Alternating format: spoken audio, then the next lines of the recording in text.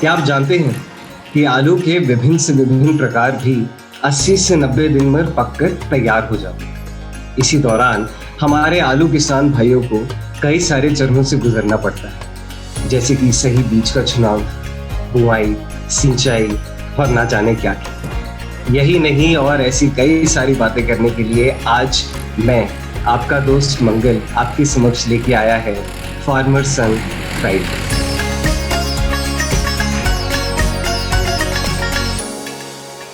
अब ये तो हम सब जानते हैं कि फसल पक जाने के बाद उसकी खुदाई और उसका भंडारण कितना जरूरी है, और इसी दौरान हमारे आलू किसान भाइयों को कई सारी बातों का ध्यान रखना भी जरूरी है। इसीलिए महिंद्रा लेकर आया है फार्मर सन फ्राइडे, जहां पर आप जुड़ेंगे हमारे एग्री एक्सपर्ट, हमारे एग्री साइंटिस्ट और यहाँ तक कि प्रोग्रेसिव फार्मर्स के साथ भी, जो कि आपको अधिक से अधिक जानकारी और आपके सवालों के जवाब देंगे, जिनसे कि आपको आलू की गुणवत्तापूर्ण और उसकी अधिक उत्पादन के बारे में पता चलेगा। तो आइए आज हम अपने एग्री एक्सपर्ट दिवाकर राय जी से बात करते हैं। दिवाकर राय जी, नमस्कार। आपको मेरा नमस्कार। जितने भी किसान भाई हमारे संवाद में जुड़े हुए हैं, सबको मैं नमस्कार करता हूं, सबका मैं स्वागत करता हूं। दिवाकर राय जी, हम आपसे कुछ जानकारी प्राप्त करेंगे और उसके लिए हम एक सवाल और जवाब का सिलसिला शुरू करते हैं। तो मेरा पहला प्रश्न आपसे ये है कि हमारे आलू किसान भाई कई मेहनत करते हैं, दिन रात एक कर देते हैं, मगर फिर भी उनको हर बार अपनी अपेक्षा अनुसार उत्पादन नहीं मिलता आलू का। क्या आप हमें बता सकते हैं कि ऐसे क्या तरीके हैं जिनका प्रयोग करके वो आलू का उत्पादन कर सकें, अधिक से अधिक कर सकें, ताकि उन्हें नुकसान कम से कम हो? मंगल जी, बहुत जो आपने सवाल पूछा ये काफ़ी सटीक सवाल है और यह किसानों से की समस्या से जुड़ा हुआ सवाल है। तो मैं बता दूं कि आलू की खेती में करने के लिए कुछ सटीक चीज़ों करने की ज़रूरत है, अगर आपको सही उत्पादन लेना है और जो उत्पादन आपको लाभ पहुंचा सके, आपकी समृद्धि को बढ़ा सके, ऐसे लिए कुछ हम आपको सटीक चीज़ें बताएंगे। कुछ सटीक खेती करने की ज़रूरत है। उसमें सबसे पहले चीज़ आती है कि जहां आलू आप पैदा कर रहे हैं वहाँ की जलवायु कैसी है, आपकी वह भूमि कैसी है, उसके बारे में चर्चा करेंगे। वो आप वैरायटी कौन सी ले रहे हैं उसके बारे में चर्चा करेंगे, उसकी सटीकता के बारे में चर्चा करेंगे, और वो कौन सा इम्प्लीमेंट है जो आलू की खेती करने में आपकी मदद करता है, आपकी लॉसेस को बचाता है, वहाँ आपकी उत्पादन बढ़ जाएगा। तो मैं सबसे पहले बात करूँ जलवायु की, कि जैसे आप मंगल जी आप जानते हैं कि आलू एक ठंडी जलवायु का पौधा है। उसकी जो है बिजाई से लेकर खुदाई तक का जो रिकमेंडेड तापमान है वो 10 डिग्री से लेकर 28 डिग्री तक है। और पौध को बढ़ने के लिए जो है आलू को जमाव के लिए 25 डिग्री तापमान अच्छा माना जाता है। उसके पौध को बढ़ने के लिए 20 डिग्री तथा कंद को फूलना मोटा होना के लिए 17 से 20 डिग्री का टेम्परेचर अच्छा माना जाता है। अब बात ये आती है कि किसान भाई कैसे इस टेम्परेचर को ले आवें। तो छोटी छोटी चीज़ें हम बताएंगे आपको कि वो टेम्परेचर ले आने के लिए पहले आप जरूरी है कि आप प्री इरिगेशन करके ही आलू की खेती करें। यानी आलू लगाने से पहले जमीन का तापमान जो मैंने बताया था उस तापमान को ले आने के लिए प्री इरिगेशन करिए। उससे क्या होगा कि आपका जो है जो रिकमेंडेड तापमान चाहिए वो आपको मिलता है। दूसरा है जो आप वैरायटी लगा रहे हैं उसके हिसाब से रिज बनाइए। ऐसे ट्रैक्टर का यूज करें जो आपको अच्छी रिज बना सकता है। जैसे महिंद्रा एक्सपी प्लस ट्रैक्टर की बात करूं मैं, जो नया महिंद्रा ने लाया, जो आलू विशेष करके आलू के लिए लाया है, ऐसे ट्रैक्टर का यूज करें जो सही रिज बना सके वैरायटी के हिसाब से। तीसरा है सिंचाई का साधन कैसा हो। सिंचाई का साधन ऐसा होना चाहिए जो ड्रिप स्प्रिंकलर हो, जो आपको टाइम पे अगर लगता है कि आपके रिज का टेम्परेचर बढ़ रहा है, आपके क्रॉप का टेम्परेचर बढ़ रहा है, उस समय आप सिंचाई कर सकें। आलू के लिए हमेशा जो है मॉइस्चर चाहिए, कभी इरिगेशन नहीं चाहिए। अगर आपको मॉइस्चर चाहिए उसके लिए आपको ड्रिप और स्प्रिंकलर जो सिस्टम है सिंचाई का वो आपको प्रयोग करना चाहिए। दूसरी बात मैं कहूँ भूमि का भी बहुत महत्व है। जब आप आलू लगा रहे हैं तो किस खेत में लगा रहे हैं, इसलिए बताया गया कि समतल भुरभुरी भूमि, समतल हो, भुरभुरी हो, उचित जल निकास वाली भूमि जो है वो अच्छी मानी जाती है। जहाँ पर्याप्त मात्रा में पौधे को प्रकाश मिल सके, जहाँ उचित मात्रा में उसको पोषक तत्व मिल सके, ऐसे भूमि का चुनाव करना चाहिए जहाँ जो है जो फसल को बढ़ने में मजबूती प्रदान करे। जैसे आप जानते हैं कि अगर संतुलित मात्रा में पोषक तत्व तो नहीं मिलेंगे तो पौधा अपना जीवन चक्र पूरा नहीं कर सकता। तो भूमि का भी बहुत रोल है, बहुत महत्व है कि आप किस तरह की भूमि का चुनाव करते हैं, किस तरह की सॉइल का चुनाव करते हैं आलू लगाने के लिए। तीसरी बात मैं कहूँ कि आप खेती किसके लिए कर रहे हैं, आप आलू किसके लिए लगा रहे हैं, पर्पज क्या आता है आलू लगाने का। मान लीजिए अगर आप चिप्स के लिए लगा रहे हैं तो उसके लिए अलग वैरायटी का चुनाव करना पड़ेगा। आप जो है टेबल के लिए लगा रहे हैं तो उसके लिए अलग वैरायटी का चुनाव करना पड़ेगा। सीड के लिए कर रहे हैं तो उससे अलग ढंग से काम करना पड़ेगा। तो इसके लिए आपको आपका जो विजन है वो फाइनल होना चाहिए कि आपका पर्पज क्या है आलू लगाने का। मैं तीसरे सेगमेंट की बात करूं कि इम्प्लीमेंट की बात कर रहा हूं कि अगर आप अच्छी खेती करना चाहते हैं, अपने पैदावार को बढ़ाना चाहते हैं तो भूमि की तैयारी अच्छी होनी चाहिए। उसके लिए आपको अच्छे ट्रैक्टर चाहिए जो सटीक काम करते हों। तो मैं ये भी कहूँ किसान भाइयों से कि अच्छे ट्रैक्टर, अच्छे प्लांटर की भी जरूरत पड़ती है। बहुत बहुत शुक्रिया दिवाकर जी, काफी अच्छी जानकारी मिली है हमारे आलू किसान भाइयों को। मगर सबसे बड़ी बात, इसके बाद खुदाई के दौरान ऐसी क्या बातें हैं जिनका ध्यान रखने से हमारे आलू किसान भाइयों का नुकसान कम से कम होगा? बहुत बढ़िया सवाल आपका है। तो मैं बता दूं मंगल जी कि खुदाई के टाइम पे फार्मर को खुदाई करने से पहले जो आलू की चमड़ी है, जो स्किन है, जो उसकी त्वचा है, उसको चेक करना चाहिए। चेक करने का तरीका बता दूं कि आलू को एक आप बोरे में रख लीजिए, 2 किलो 3 किलो आलू एक जूट के बोरे में रखिए और उसको ऐसे ऐसे हिलाइए 30 सेकंड तक। अगर 30 सेकंड हिलाने के बाद अगर उसका छिलका उतरता है, जो उसका स्किन उतरती है, तो वो आलू जो है आपके खुदाई के लिए तैयार नहीं है। दूसरा तरीका है कि आप आलू को लीजिए और दूसरे हाथ से उसको थंब से रगड़िए। अगर वो थंब से रगड़ने पर उसकी जो है अंगूठे से रगड़ने से अगर उसकी छिलका उतर जा रहा है तब भी वो आलू खुदाई के लिए तैयार नहीं है, पहली चीज। दूसरी है कि आलू के अंदर खेत के अंदर जो है मॉइस्चर कितना है। जब आलू के खेत है उसके अंदर मॉइस्चर इतना होना चाहिए कि जब आलू की खुदाई करें आप तो सॉइल अलग हो जाए और आलू आसानी से अलग हो जाए। क्योंकि ये किसान भाई को जानना चाहिए कि आलू के सूखने की जगह केवल एक ही है, उसका खेत। अगर गीला आलू किसी तरह से आपने खोद के हिप के अंदर, स्टोर के अंदर रख दिया तो वो बीमारी को बढ़ाता है। ब्लैक स्कर, काली चितरी, काली पपड़ी, राइटोनिया जो सबका एक ही नाम है, इस बीमारी का सबसे मेन कारण जो है गीला आलू होता है। तो आपको ये चेक करना चाहिए कि आपका आलू खुदाई के टाइम पे गीला नहीं होना चाहिए, उसकी मिट्टी और आलू अलग अलग हो जाए। तीसरा है कि जो है फोरकास्ट क्या है, आने वाले दिनों में आपका किस तरह का मौसम होने वाला है, उसके ऊपर भी किसान भाइयों को ध्यान देना चाहिए।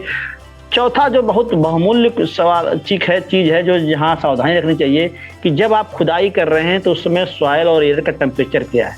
अगर मैंने बताया आपको कि आलू के लिए जो रिकमेंडेड टेम्परेचर है 10 डिग्री से 28 डिग्री होना चाहिए, यानी 10 डिग्री से कम टेम्परेचर पे आपको आलू की खुदाई नहीं करनी चाहिए। अगर आप करते हैं तो आलू के अंदर हेयर क्रैक आ जाते हैं जो आपकी नंगी आंख से दिखाई नहीं देता और स्टोर के अंदर आपकी क्रैकिंग बढ़ जाती है।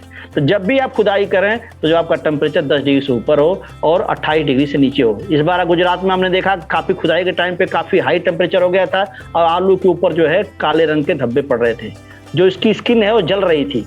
तो मैं मंगल जी आपसे ये भी कहूँगा कि किसान भाई ये ध्यान रखें कि आलू के खुदाई के टाइम पे जो है टेम्परेचर अच्छा होना चाहिए, 10 से 28 के बीच। मान लीजिए अगर टेम्परेचर अच्छे नहीं है तो आप हार्वेस्टिंग जो है सुबह शाम कर लीजिए, दिन में दोपहर के टाइम पे हार्वेस्टिंग न करें।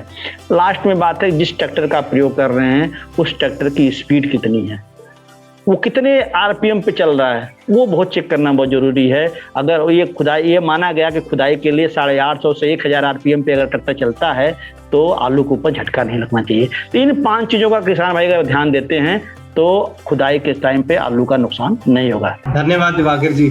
और इसी जवाब में से मैं आपसे एक सवाल पूछना चाहूंगा। वो सवाल आपके ट्रैक्टर से ही जुड़ा हुआ है कि ये जो महिंद्रा का XT+ ट्रैक्टर है, अब ये बताइए कि ये खुदाई में इस तरह कैसे मदद करेगा कि कई बार जब कंद के खेत में ही रह जाने की संभावना बढ़ जाती है, क्या तब भी ये ट्रैक्टर उतना ही मददगार होता है जितना कि ये नॉर्मल खुदाई के वक्त होता होगा? मंगल जी काफी अच्छा सवाल आपका है और ये सटीकता की तरफ सवाल है कि जो महिंद्रा XT+ ट्रैक्टर आपका है वो आलू को नुकसान नहीं करता खुदाई के टाइम पे। जैसे आप जानते हैं कि आलू की खुदाई के समय ट्रैक्टर आपका बहुत स्लो चलता है, तो स्लो चलता है तो उस समय ऐसे ट्रैक्टर की जरूरत होती है कि जो 850 से 1000 आरपीएम के बीच में डिगर को आसानी से चला सके, बिना झटका दिए हुए। खुदाई वाली मशीन को बिना झटका दिए हुए चला सके, ऐसी कुवत, ऐसी quality Mahindra XT plus tractor के अंदर है। अगर आपका यही डैमेज हो जाता है आलू, और अगर आपका अच्छा ट्रैक्टर नहीं है, तो कम से कम 10% लॉसेज आपके बढ़ जाते हैं। तो यह एक तो यह है। दूसरा यह है कि जब ये खुदाई करता है, तो जो ये आपका 26 इंच 24 इंच की रिज में आसानी से चल सकता है, आपको टायर बदलने की जरूरत नहीं पड़ती है। तीसरा यह है कि जो इसका आगे का शेप है वो बो साइज का है, यानी आप आसान अगले से पिछले ट्रैक्टर के जो टायर हैं उनकी दूरी कम हो जाती है, और जब आप मोड़ते हैं तो कम जगह में ये मुड़ जाता है। आप जानते हैं कि आलू खेत को खोदने के लिए कई बार आपको ट्रैक्टर को मोड़ना पड़ता है। तीसरी बात जो सबसे बहुमूल्य बात है इसके अंदर, कि जब एक बार आपने इसकी सेटिंग कर दी 6 इंच पे, जैसे आपका सवाल था कि आलू को खेत में रहने की संभावना रह जाती है, इस ट्रैक्टर से वो संभावना खत्म हो जाती है। जितना किसान आलू खेत के अंदर लगाया है, ये ट्रैक्टर आपका एक एक दाना आलू बाहर निकाल देता है। क्यों? कि इसकी हाइड्रोलिक जो है, एक बार आपने 6 इंच पे सेट कर दिया तो ये 6 इंच से ही खुदाई करेगा। अगर आपने 5 इंच सेट कर दिया तो 5 इंच जितने जहां आपका आलू बैठा हुआ है उसको बड़ी सावधानी से बिना किसी चोट के ये ट्रैक्टर आपका निकाल लेता है, और आपकी जो पैदावार है जब नुकसान नहीं होगा तो बढ़ जाती है। तो ये ट्रैक्टर आलू के फार्मरों के लिए महिंद्रा एक्सपी प्लस जो ट्रैक्टर है, एक्सपी प्लस, ये वरदान साबित है, और किसान भाई को इस ट्रैक्टर से हार्वेस्टिंग करनी चाहिए, और इससे ज़्यादा लाभ आपको मिलेगा, आपके लॉसेस कम होंगे, और कम खर्चे में, आप कम इनपुट में आपको ज़्यादा से ज़्यादा फायदा होता है। तो मेरा अगला सवाल आपसे आलू की ग्रेडिंग के ऊपर, जहाँ हमने खुदाई करी, उसे कोल्ड स्टोरेज में रखा, अपने हिप में उसको रखा, तो उसके बाद जो उसकी ग्रेडिंग करी जाएगी, तो ग्रेडिंग करने का सही तरीका क्या है, जिसमें फिर से वही कि नुकसान कम से कम हो, कम से कम आलू हमारा खराब हो, और सही से सही उत्पादन हमारा बाजार तक पहुंच सके? तो 2 तरीके से हिंदुस्तान में, भारतवर्ष में ग्रेडिंग होती है। एक तो होती है हाथ द्वारा, दूसरी ग्रेडिंग होती है मशीन द्वारा। मशीन द्वारा जो ग्रेडिंग होती है वो काफ़ी फाइन होती है, क्योंकि वो मानक एक बेल्ट लगे होते हैं। तो अगर मान लीजिए 35 से 55 mm का आलू आप ग्रेड कर रहे हैं तो उतना ही निकलता है, 2 से 3% का ही वेरिएशन होता है। अगर आपका जो ग्रेडिंग हो रही है, एक बात और ध्यान रखनी चाहिए, चाहे वो हाथ से हो रही है चाहे मशीन से हो रही है, कि उस ग्रेडिंग को जो है आप जब भी करें तो हवादार और छायादार स्थान में करें। हमेशा यह ध्यान रखें मंगल जी कि जब आलू का दुश्मन पानी और धूप है, और अगर आप इससे बचा लिए तो आपकी क्वालिटी बनी रहेगी। तो जहाँ भी ग्रेडिंग करते हैं वहाँ हवादार और छायादार स्थान हो। दूसरी बात आई जो हाथ द्वारा भी ग्रेडिंग काफ़ी अच्छी होती है, लेकिन जो मानक है जिसके अंदर जो मशीन द्वारा होता है 2 से 3% अनग्रेड होने का चांस होता है, इसके अंदर 15 से 20% चांस हो जाता है जो ग्रेडिंग आदमी मैनुअली करता है, हाथ द्वारा करता है। बस जब आप ढेर खोलें तो हाथ द्वारा ग्रेडिंग करने का ये तरीका है कि आप छोटे बड़े आलू दोनों को उठावें। होता क्या है कि जो लेबर लगती है बड़े आलू को उठा लेती है, छोटा आलू रह जाता है जो उनके पैरों से रुकता है, और वो आलू जो है कहीं ना कहीं आपकी क्वालिटी को खराब हो जाता है। धन्यवाद दिवाकर जी। अब मैं आपसे जानना चाहूंगा कि जैसे आपने कटिंग और पैकेजिंग के बारे में बात करी, तो यहाँ पर ऐसे क्या स्टेप्स हैं जो कि हमारे आलू किसान भाई लें कटिंग और पैकेजिंग को लेके, जिससे कि उनके उत्पादन को कम से कम नुकसान हो और वो ज्यादा से ज्यादा उससे मूल्य कमा सके? तो मंगल जी, जो आपका सवाल था कि खुदाई और ग्रेडिंग का, तो खुदाई और ग्रेडिंग करते समय किसान भाई को यह ध्यान रखना चाहिए कि आलू आपका जो है डैमेज नहीं होना चाहिए। दूसरी मैं बात बता दूं कि डैमेज होने से बचाने के लिए आपको यह ध्यान रखना है कि आपका आलू कहीं झटका न लगे। यानी बताया कि झटका जो है 6 इंच के बाद जो है, जब 6 इंच से ऊपर से आलू को गिराते हैं तो झटका लग जाता है, आलू पर डैमेज होता है। तो जब आप लोडिंग करें आलू को, जब आप ग्रेडिंग करने के समय हिप आप स्टोर भेजते हैं या खुदाई करने के बाद आपको यहाँ ले आते हैं हिप के अंदर, तो ट्राली के नीचे जो है पुराली का बंडल डाल दें या कुशन डाल दें। जो ट्राली के ऊपर लोड करते हैं, एक बैग के ऊपर दूसरे बैग की जो ऊंचाई हो वो 8 बैग से ज़्यादा ना हो। जहाँ जहाँ पर रस्से लगा रहे हैं वहाँ पुराली का बंडल लगा दीजिए। तो ये सब छोटी छोटी चीजें करने से आपकी जो है खुदाई और ग्रेडिंग करने पे दोनों में लाभ होता है। कहा जाता है कि भारतीय किसान इसलिए तरक्की नहीं कर पाता क्योंकि अधिक उत्पादन के बाद भी उनकी मार्केटिंग ठीक नहीं होती। आप कुछ हमें बातें ऐसी बताएं जिनको हमारे किसान भाई अगर ध्यान में रखें तो कम उत्पादन या अधिक उत्पादन के बाद भी सही मार्केटिंग के द्वारा वो कम से कम नुकसान और ज्यादा से ज्यादा मुनाफा कमा पाए। मंगल जी, ये भी सवाल काफी आपका मार्केट से जुड़ा हुआ है और किसान की समृद्धि से जुड़ा हुआ है। तो मार्केट में मैंने कहा बताया कि सही मार्केटिंग करने के लिए आलू की आपकी एक तो क्वालिटी होनी चाहिए। मतलब जैसे मैं बता दिया कि ग्रेडिंग अच्छी हो, आपका आलू के अंदर शाइनिंग हो, ये सब चीज़ों के ऊपर आपको ध्यान देना चाहिए किसान भाई, जो मैंने टिप्स पहले पीछे बताए हैं। दूसरा यह कि मार्केट में करने के लिए, मार्केट अच्छी करने के लिए आपको जो है, जो हमारे प्रतिनिधि हैं जो कई कंपनियों का काम कर रहे हैं, जैसे कई कंपनियां जो है आजकल अनुबंध खेती कर रही हैं, कॉन्ट्रैक्ट फार्मिंग कर रही हैं, उनसे जो है आपको बुआई करने से पहले ही वो अपना रेट दे देती हैं।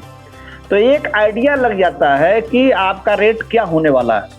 उन कंपनियों के प्रतिनिधि से आपको, किसान भाई को बात करके, अगर मंगल जी मान लीजिए 5 कंपनियां काम कर रही हैं और 5 कंपनियों के प्रतिनिधि से अगर किसान बात कर लेता है, जिस कंपनी का रेट अच्छा हो, जिनका प्रोसीजर अच्छा हो, उनके साथ भी आप खेती कर सकते हो। क्योंकि उसके अंदर क्या होगा कि आपकी रेट की सिक्योरिटी होगी। मान लीजिए आप अनुबंध खेती कर दिए तो बैग की सिरदर्दी कंपनी की, कोल्ड स्टोर की सिरदर्दी कंपनी की, ट्रांसपोर्ट की सिरदर्दी कंपनी की। आपको केवल आलू पहुंचाना है और आपको पैसा मिल जाएगा टाइम से। दूसरा यह कि कई ऐसी जो है, मान लीजिए तो सीड और राशन की कंपनियां हैं, कई ऐसी चिप्स की कंपनियां हैं जो आलू को का रेट पहले ही निर्धारित कर देती हैं कि हाँ आप आलू तैयार करो और आपको इस रेट में हम आलू खरीद लेंगे। तो मेरा कहने का मतलब यह है कि किसान भाई अगर मान लीजिए अपने आलू की खेती कर रहे हैं 20 एकड़ 25 एकड़, तो मेरा ये सलाह है कि आपको 50% आलू जो है आपको कॉन्ट्रैक्ट अनुबंध खेती के ऊपर करना चाहिए। चाहे वो चिप्स की कंपनियां हो, चाहे वो सीड की कंपनियां हो, चाहे वो पाउडर की कंपनियां हो, जिसका रेट अच्छा हो, जिसके पेमेंट टर्म कंडीशन अच्छे हो, उनके साथ आपको करना चाहिए। अगर आपके पास क्वालिटी बीज है, क्वालिटी आलू है, तो अगर अच्छी वैरायटी है तो आपको बेचने में कोई दिक्कत नहीं होगी। और मैं किसान भाई से ये कहना चाहता हूँ कि महिंद्रा जो है आपकी क्वालिटी के ऊपर, आपको अच्छे बीज, अच्छी मार्केट जो है, अच्छी अगर अच्छा बीज आपके यहाँ तो ऑटोमेटिक अच्छा मार्केट मिल जाता है। और इसके लिए महिंद्रा फार्मर की समृद्धि के लिए तैयार है, फार्मर की उन्नत के लिए तैयार है कि फार्मर को ज़्यादा से ज़्यादा पैदावार मिले, ज़्यादा से ज़्यादा रेट मिले। उसके लिए हम और आप और हमारे प्रतिनिधि जो खेतों में काम कर रहे हैं, जो दवाइयाँ दे रहे हैं, जो आपको एडवाइज दे रहे हैं, उनसे संपर्क में रहें और आपको लाभ होगा। दिवाकर जी, आपका फार्मर संग फ्राइडे में आने के लिए बहुत बहुत धन्यवाद। हम आपसे फिर जुड़ेंगे अगली बार फार्मर संग फ्राइडे में। और मैं अपने आलू किसान भाइयों से कहूँगा कि आपको जो भी जानकारी यहाँ पर मिले उसका सही उपयोग करें। और यहाँ तक कि अपने महिंद्रा के प्रतिनिधि से अपने ज़िले में, अपने गांव में, अपने शहर में, जहाँ कहीं भी मिल सकें उनसे ज़रूर मिलें और महिंद्रा की नई से नई सुविधाओं का उपयोग करें। मिलते हैं अगले फार्मर संग फ्राइडे। धन्यवाद।